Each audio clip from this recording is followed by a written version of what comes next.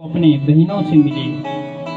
जैसे बहनों से भेंट हुई तो बहन मुस्कुराने लगी, हंसने लगी। अरे सती, उनको पता था कि पिता ने इसे निमंत्रण नहीं दिया है और पिता ने कहा था कि अरे अगर शंकर और सती आएगी ना, उनसे कोई वार्तालाप मत करना। जैसे महाराज इस प्रकार से कहा तो उनकी बहन उन पर मुस्कुराने लगी। अरे कहाँ गया तेरा पति जो शमशान में रहता, कान में उसने बिच्छू धारण करे रहते, गले में सर्पों की माला। जैसे हंसने लग गए तो बड़ा क्रोध आया सती को। जैसे सती को क्रोध आया, पुनः वो अपनी माता के पास गए।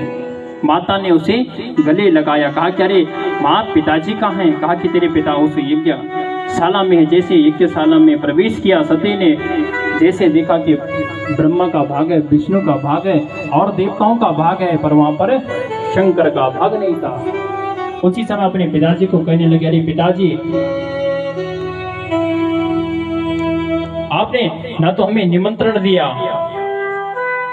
उसके पिता उसके साथ वार्तालाप नहीं करने लगे। उसने सोचा, अरे अगर मैं आज कैलाश पर्वत जाऊंगी ना तो दक्ष की पुत्री हूं ना मैं, तो इस शरीर को मैं इसी यज्ञ कुंड में छोड़ देती हूँ। उसी समय माँ सती ने अपने शरीर को उस यज्ञ कुंड में भस्म कर दिया। जैसे यज्ञ कुंड में भस्म किया, वैसे हाहाकार मचने लग गया। इधर नारद जी भगवान शंकर के पास पहुंचे। अरे शंकर भगवान, आपको पता है कि माँ सती ने अपने शरीर को छोड़ दिया। इधर महाराज भगवान शंकर ने अपनी जटा से एक बाल निकाला, उसको जैसे धरती पर पटका। उसी समय कौन हो गई प्रकट?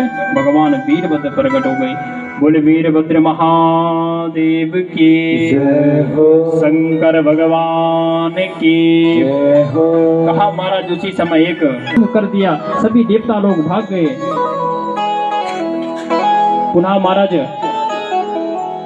सबसे पहले दक्ष को पकड़ा और दक्ष को जैसे उसका सिर काटने लगे, उसी समय उसके हाथ में उनके जो पंडित थे भृगु जी ने, इसलिए पूजा के बाद रक्षा सूत्र इसलिए पहनाया जाता है कि तुम्हारी शरीर की रक्षा हो।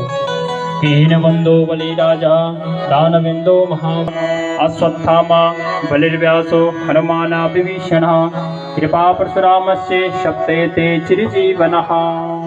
कहा महाराज उसका वध नहीं हुआ। पुनः महाराज उन्होंने भगवान शंकर का वंदन किया, हे प्रभु, ये तो